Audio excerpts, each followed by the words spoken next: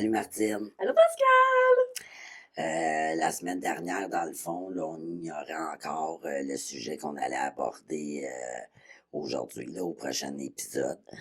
Donc, on a pris le temps de se pencher Oui, là-dessus. absolument. Puis, dans le fond, on a décidé de parler aujourd'hui de la victimisation versus la revictimisation versus les victimes.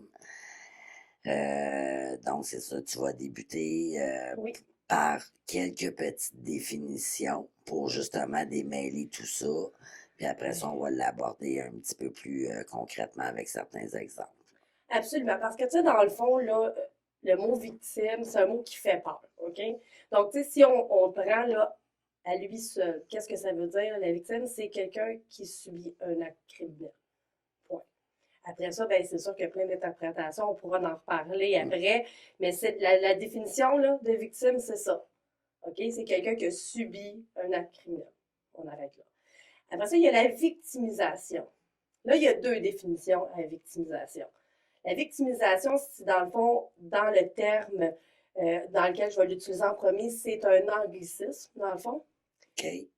ou plutôt un calque, dans le fond, du terme anglais, qui veut dire, dans le fond, c'est l'état dans lequel on se trouve quand on est une victime. Donc, c'est-à-dire avoir subi un acte criminel et d'en avoir les conséquences. Donc ça, c'est le premier terme de victimisation.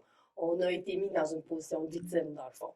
Okay? Donc, on en subit les conséquences, on doit se sortir de cette situation-là. Ça a un impact sur notre vie.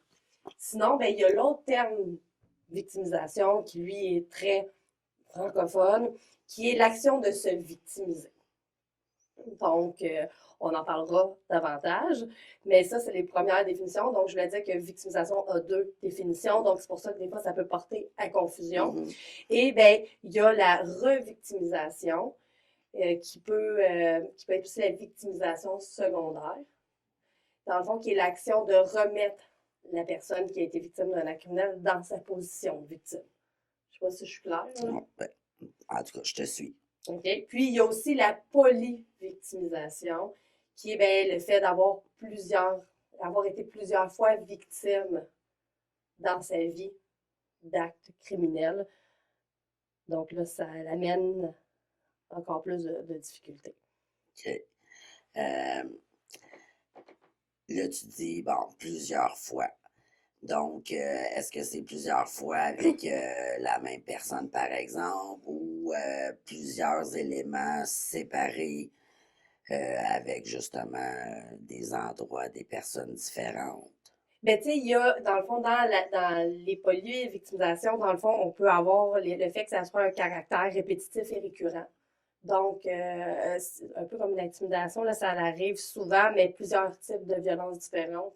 Ça peut être par la même personne ou par des personnes différentes. Ça peut être euh, des, de la victimisation multiple, dans le sens où est-ce que, ben, quand j'étais jeune, j'ai vécu ça. Quand j'étais adolescente, j'en ai vécu. Pendant ma grossesse, j'en ai vécu. J'en ai vécu après, quand j'étais dans mon âge adulte. J'en ai vécu à ma retraite. J'en ai vécu quand je suis devenue une personne âgée. Donc, dans les différents stades de notre vie, dans les différents milieux, parce que ça peut être autant dans la vie familiale, dans la vie scolaire, dans le milieu de travail, dans Vie les loisirs. amoureuse. C'est ça, donc on a plusieurs milieux.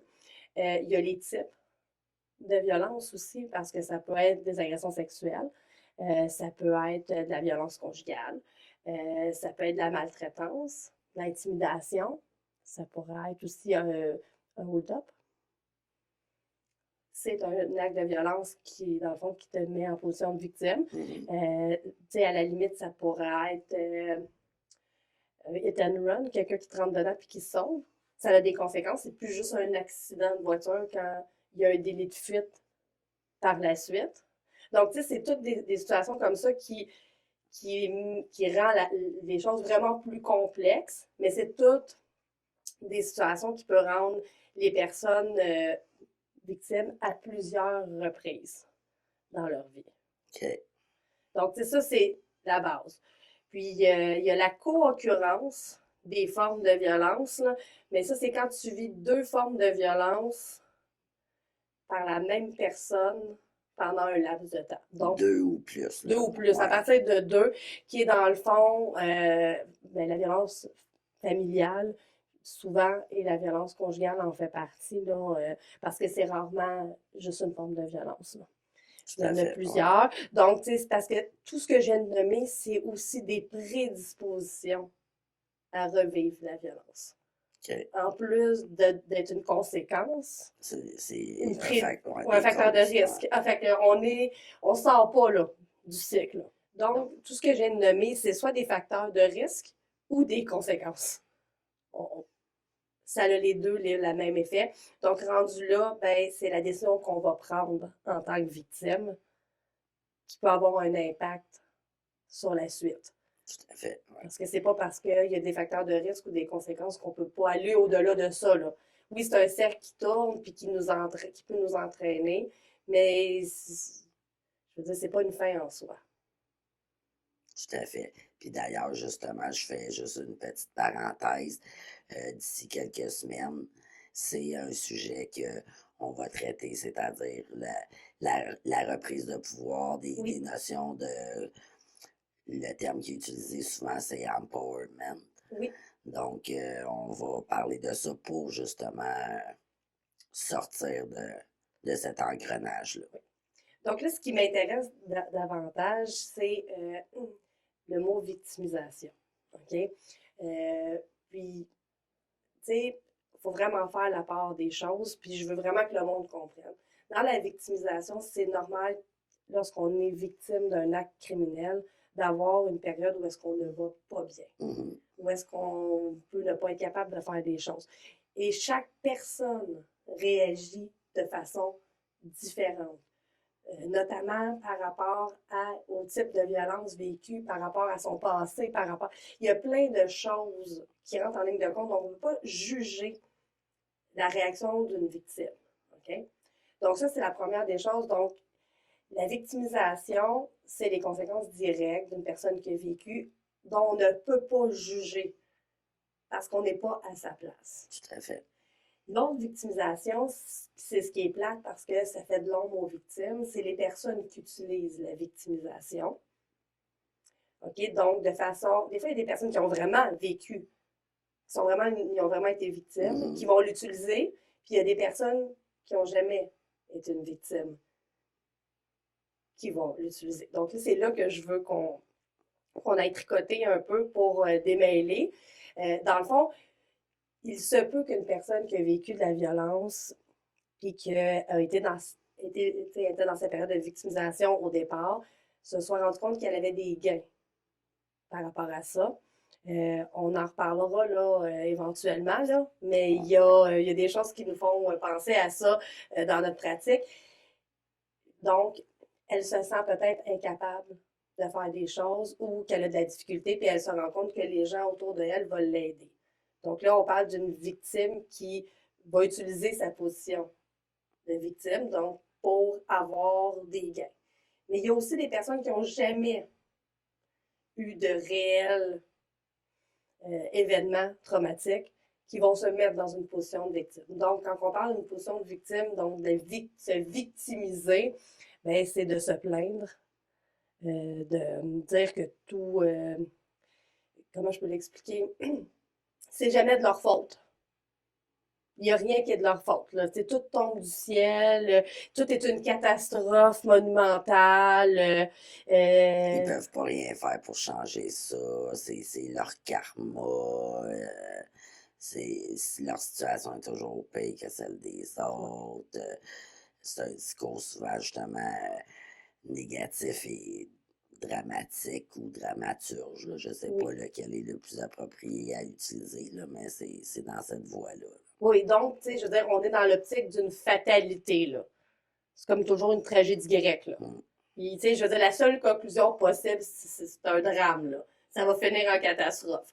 Donc, tu sais, ça, il y a des personnes qui utilisent ça dans la vie de tous les jours.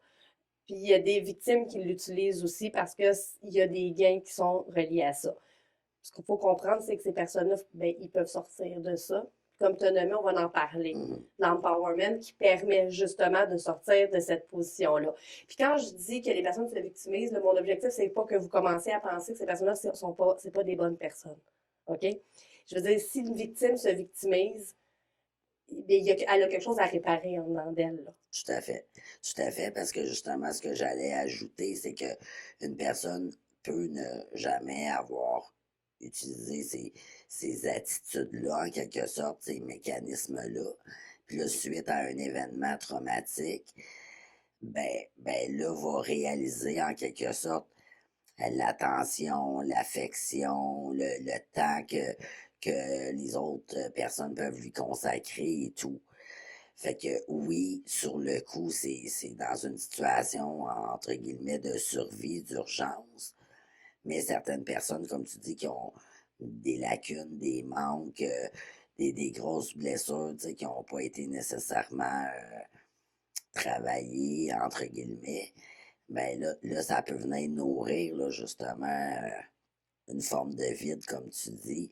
Fait que là, ils trouvent un certain avantage. Fait qu'ils en viennent qu'à faire un petit peu le raisonnement de ah, ben quand je suis comme ça, j'obtiens ça. Fait que je suis peut-être aussi bien de Mhm. rester là-dedans parce que sinon tout le monde va comme se retasser de moi, tu sais. Oui. Puis peu importe la raison, la personne pourquoi qu'elle le fait, ben, tu sais, je veux dire, comme ce que je peux vous nommer, c'est que la seule façon de ne pas, faut ne pas nourrir ça. C'est tout ce que je vais dire pour le moment. On en parlera plus, Ouais, quand là. c'est rendu à ce Oui, quand stade-là, c'est là, rendu à ouais. ce stade-là, sauf que si vous avez quelqu'un dans votre entourage qui vient de vivre un événement traumatique, là, puis qu'elle se victimise dans le sens où est-ce qu'elle se plaint, puis tout le kit, et là, il faut comprendre son besoin, là. Il y a un besoin en arrière de ça. Puis si le besoin à l'origine n'est peut-être pas répondu, ben il y a peut-être des chances qu'elle utilise la victimisation à long terme pour obtenir ce qu'elle a de besoin. Ouais, puis tu sais, on parle pas que tu sais, la personne pleure, tu sais, c'est tous des éléments là, hyper normaux, là, tu sais, c'est plein, là, entre guillemets, à outrance, là, que, tu sais, que ça peut Oui. devenir justement un enjeu dans la reprise de pouvoir. Puis ben, j'aimerais nommer que, tu sais, dans la société dans laquelle on est en ce moment, on a une très faible tolérance aux personnes qui ont vécu des traumatismes. On, souvent, on va passer des commentaires pour que la personne, tu sais, Ouais, en mode solution. on est en mode solution, mais la personne elle a peut-être des choses à vivre. Puis souvent, on va, comment je peux dire ça? Nous, on va se donner une idée du temps que ça devrait prendre se remettre de ce que la personne a vécu. Mhm. Au même titre qu'avec le deuil, par exemple, Oui. là, tu sais. Fait que, Donc, tu sais, ouais. nous, on se dit, ben, moi, je trouve pas ça, tu sais, moi, je trouve pas ça si pire ce qu'elle a vécu. Mais tu l'as pas vécu.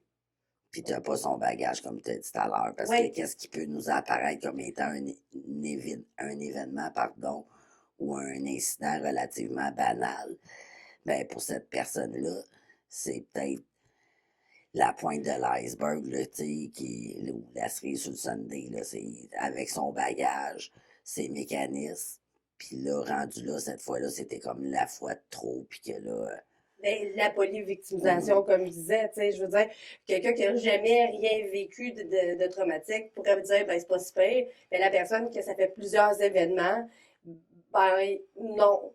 OK? Puis de toute manière, on ne sait pas le contexte, on ne sait pas. hum, Tu sais, puis il faut arrêter de penser que pour être victime d'un acte criminel, puis que ça soit vraiment grave, il faut que ça soit un agresseur masqué dans la ruelle, puis que tu aies pissé le sang, là. À un moment donné, là, tu sais, je veux dire, là, on dirait qu'on a plus d'empathie envers une personne que si c'est un partenaire, un ami, un patron, ou des trucs que l'on pourrait considérer moins pire, mettons des textos méchants ou à caractère sexuel, là, qui constituent quand même un crime, puis que tu peux pas savoir comment la personne va réagir par hum. rapport à ce qu'elle a vécu. Ce qui me mène à mon dernier sujet, et non le moindre, la revictimisation ou la victimisation secondaire. Ça, c'est la responsabilité de tout le monde. Puis vous êtes tous responsables de ça par rapport à vos propos et à votre attitude que vous allez avoir envers les victimes. La société est responsable, l'État est responsable, les services sont responsables de ça. C'est la façon dont on réagit face à une victime. Comme tantôt, je nommais penser qu'il faut un délai X pour s'en remettre. C'est vraiment De minimiser les situations. de banaliser la situation, mais ça peut aller plus loin que ça. Tu sais, quand on dit à quelqu'un d'oublier ce qui s'est passé puis d'aller de l'avant, ben c'est une façon de revictimiser la personne. C'est comme si on lui disait que Elle à n'était la... pas légitime là, dans. Exactement, de décider à la place de la personne. Qu'est-ce qu'on pourrait dire? Écoute, il y en a tellement. Mais des fois, ça peut être des messages indirects. L'exemple qui me vient en tête, c'est parce qu'il y a eu, là, je dis récemment, là, honnêtement, ça date de quelques années, mais tu sais, c'est dans mon souvenir, peut-être dans les 5 dernières années, tout ce qui est les notions d'IVAC, là, les indemnisations aux victimes d'actes criminels. Bon, c'est nouveau dans la loi, où est-ce que les proches de victimes peuvent recevoir des services, Oui, de l'aide, que ce soit en psychologie, que ce soit au point de vue financier. Parce qu'avant, les victimes, c'était les personnes directement touchées. T'sais, on n'abordait pas l'aspect des victimes indirectes. Fait qu'une mère qui perd ses enfants, que, mettons, il y a eu infanticide là, du père, ben c'est comme si elle n'était pas considérée, il y a quelques années à peine, là, comme une victime.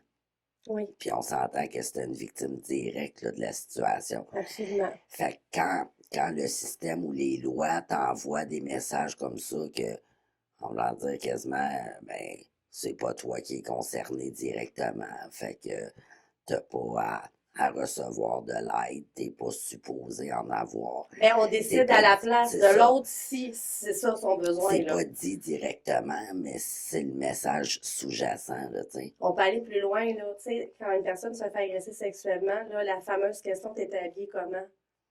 Ouais. OK, là, OK. Ça n'a aucun rapport, là. Je pourrais être en bikini si je me fais agresser sexuellement, là. J'avais pas d'affaire à me faire agresser, là. Non, Je veux dire, ça n'a aucun lien. Puis il y a beaucoup d'études qui ont été faites par rapport à ça, là, puis ça n'a aucun rapport, là, non. C'est l'habillement. souvent le contraire, C'est ouais, ouais, ouais. c'est ça, ça n'a aucun lien de culpabiliser la victime. Pourquoi tu étais là à cette heure-là?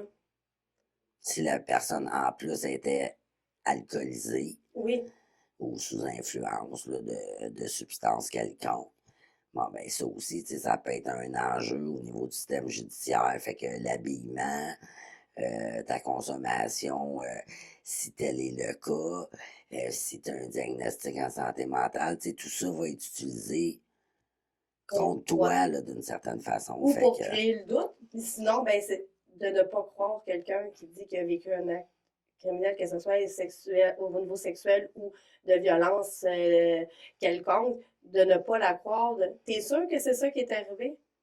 ouais, sois honnête, là. Tu sais, Oui. regarde-moi dans les yeux, là. C'est vraiment sérieux, là, ce que tu me dis, là. Tu sais, je veux dire, quand on dénonce, quand on nomme à quelqu'un, peu importe à qui on le nomme, ben, il y a une partie de honte, là. Puis il y a un grand courage que ça prend pour dire ça. Donc, tu sais, je veux dire, là, vous culpabilisez la victime, puis vous la revictimisez. Fait que là, vous, dans le fond, vous la mettez en position de victime d'avoir été une victime. C'est de ta faute. Ouais, même si c'est pas dit avec ces mots-là, comme je disais, des Non, fois, non, ça c'est peut être ça. subtil, sous-entendu, mais c'est ce message-là, quand même, qui est envoyé.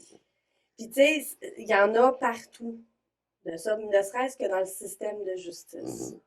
Tu sais, ça, c'est un enjeu. C'est pas pour rien là, qui ont mis sur pied des tribunaux spécialisés parce que là, ils essaient de trouver justement une solution parce que avant, tu sais, puis là, ça commence à changer. Nous, on le voit dans notre pratique que maintenant, aussitôt qu'il y a des gestes de violence ou des agressions sexuelles, c'est tout de suite, la plainte est prise au niveau vidéo immédiatement pour éviter justement que, dans le fond, la plaignante ou le plaignant, là, tout dépendant de la situation, aille à faire sa déposition verbalement au policier, qu'après ça soit envoyé à des enquêteurs, que là, les enquêteurs te reposent Parce qu'à chaque fois qu'une victime a raconté son histoire, on la remet dans une position de victime. Puis, regarde, ne serait-ce, ça vient de me popper en t'entendant le dire, la plaignante. Oui, Juste le de par mot, le mot, absolument. c'est déjà comme diminutif ou je sais pas quel qualificatif l'utiliser, mais c'est déjà de catégoriser, euh, puis de justement, là, comme si elle avait pas lieu de se plaindre. Fait que, tu sais, c'est vu de façon péjorative, là. Ben, on appelle ça une plainte aussi. Mhm. C'est pas très C'est pas une attrayant. affirmation, c'est une plainte, tu sais, mais ça devrait être plus dans la reprise de pouvoir avec des Une termes. déclaration. Ouais, c'est ça. Déjà, c'est beaucoup mieux, ouais. Une déclaration d'avoir subi, tu sais, je sais pas, là, mais en tout cas, Ouais, je vais pas refaire les termes, là, puis j'imagine qu'éventuellement, tu sais, ça va être des sujets qui vont être abordés avec l'évaluation là, de comment le nouveau système pourrait fonctionner, là. ouais, parce qu'il y a quand même une volonté de Oui, mieux faire, puis il y a des choses qui sont justement mises en place, puis il y a des choses qui commencent à changer autant dans les médias que... Fait que c'est ça, ça fait son chemin petit à petit, mais il reste du travail vraiment. donc, tu sais, je vous ai expliqué, je pense que vous avez compris, mais je vais vous donner des petits indices de quoi faire. Si vous avez quelqu'un dans votre entourage qui vous fait un témoignage comme Mhm. ça va vraiment être aidant ben, de le croire, de croire la personne. Si la personne, elle vous a choisi, c'est parce qu'elle vous fait confiance. Ouais, il y a à la fois de la confiance, une grande confiance, Oui, puis une grande détresse aussi. oui, Fait que un comme l'autre, c'est ça, c'est non négligeable, puis c'est ça, c'est important de bien savoir accueillir. oui. Puis, tu sais, si cette personne-là, pour vous, vous ne sentez pas que vous êtes si proche de ça, de cette personne-là, ben c'est peut-être parce qu'elle a personne autour d'elle. Puis elle cherche une porte de sortie de ce qu'elle est en train de vivre. Mhm. Donc, cette personne a besoin d'écoute, d'être crue, puis vous pouvez lui demander ce qu'elle a de besoin. C'est pas parce qu'on est victime d'un acte criminel qu'on arrête de savoir ce qu'on a de besoin, là. On peut avoir beaucoup de choses en même temps. On peut ne pas le savoir, puis ne pas savoir, c'est OK aussi. T'sais, donc, d'être vraiment dans ça. Puis, si vous vous sentez mal à l'aise, vous pouvez le nommer. Je ne sais pas quoi faire avec l'information que tu m'as donnée, mais je comprends que pour toi, c'est difficile. Ouais, que ça va être déjà une Je différence te énorme. crois. Ouais. Qu'est-ce que tu veux faire avec ça? Hein? Parce que des fois, la personne, elle va vouloir porter plainte, puis des fois, non. Puis c'est correct, c'est son choix. Donc, rendu là, c'est peut-être, tu sais, tranquillement, de la référer vers un organisme approprié ou bien juste vous allez vous outiller en demandant de l'aide, là. Il y en a de l'aide pour les personnes qui accompagnent les victimes. Tu l'as nommé Ouais. tantôt. Donc, allez en chercher de l'aide. Puis, tu sais, si vous ne savez pas où aller en chercher, ben, il y a le 811, option 2, qui est info sociale. Ils vont tous vous guider par rapport à où est-ce que vous êtes dans votre Ouais, région. dépendamment des Oui, problématiques, puis justement des services, là, c'est un super beau, moi je dis bottin, là, c'est oui. plus des termes, mais c'est vraiment quelqu'un qui répond, là, évidemment, au téléphone, là, mais eux, ils ont répertorié, là, dans le fond, tout plein d'organismes selon chacune des difficultés ou problématiques sociales. Donc, tu sais, c'est sûr qu'il y a toujours SOS violence conjugale si c'est de la violence conjugale, une maison d'hébergement de votre région, les CALAX qui sont en agression sexuelle, tu sais, CAVAC, Centre d'aide aux aux victimes victimes. d'actes criminels. Exactement. Mais sinon, il y a peut-être d'autres organismes qui existent dans votre région que vous pouvez avoir accès. Donc, je vous invite fortement à vous informer. Puis, si vous voyez, entendez des personnes avoir des commentaires qui revictimisent les personnes, ben arrêtez-les. Dites-leur, ça va. Ouais, je suis pas sûr que ça a sa place, c'est pas tant pertinent. Est-ce que tu es dans ses souliers à la Oui, personne? Oui, pour pas que la conversation continue, puis surtout si la personne est présente, cette personne-là, au moins, elle va sentir qu'elle a du soutien à quelque part, qu'il y a quelqu'un qui comprend, puis ça va l'aider beaucoup dans son processus. Oui, puis je voulais juste donner un dernier exemple là, par rapport à ce qu'on peut entendre par revictimisation. Bon, là, je reprends l'exemple d'une femme qui vit une agression quelconque, que ce soit physique, sexuelle, peu importe. Bon, elle vit cette agression-là qui en fait légalement une victime. Là. Oui, Bon, par la suite, exemple, elle appelle SOS violence conjugale pour avoir une référence. absolument. Bon, fait que là, peut-être qu'elle explique un petit peu son histoire. Après ça, par exemple, elle appelle en maison d'hébergement. Elle raconte un petit peu son histoire. Après ça, elle décide finalement de porter plainte. Elle doit aller raconter son histoire. Après ça, ben là, éventuellement, elle va avoir à témoigner. Là, elle doit raconter. Elle veut faire une demande IVAC pour avoir un soin psychologique. Elle doit raconter son histoire pour faire sa demande IVAC, dans le fond, qui est l'indemnisation aux victimes Ouais. d'actes criminels. Donc, oui. Fait que ça aussi, ça en fait partie de cet enjeu-là, là, d'avoir toujours, entre guillemets, à faire revivre en quelque sorte, parce que c'est pas vrai qu'une victime est en mesure de raconter sa situation sans que ça lui fasse revivre des choses, à moins vraiment qu'elle ait un mécanisme de déni là, énorme là, qui fait en sorte qu'elle se dissocie momentanément de ses émotions. Mais de façon générale, c'est ça, c'est toujours d'aller comme creuser en quelque sorte le bobo, puis là, ça peut réanimer, justement, là, mettons exemple, dans le cas de syndrome de stress post-traumatique, ben c'est ça, ça ramène des flashs, des cauchemars, etc. Sur ça, ben, j'espère que ça vous a éclairé un peu, puis que vous pourrez être un élément de changement par rapport à ce que peuvent vivre les victimes souvent même. La semaine prochaine, on parle de quoi, Pascal? La semaine prochaine, dans le fond, on va aborder le contrôle coercitif, dans le fond, qui est une forme de violence là, qui n'est malheureusement pas criminalisée ou en tout cas, il y a des choses en cours, mais rien de statué, d'officiel. Puis, les épisodes qui suivent, sans les nommer tout de suite, parce qu'on aime vous réserver des surprises, ça a tous des liens avec ce qu'on a abordé aussi, puis comment justement aider, comment reprendre du pouvoir, etc. Là, fait qu'on espère vraiment que vous avez apprécié, puis que justement l'information est un peu plus claire. Donc, où est-ce qu'on peut nous suivre, Martine?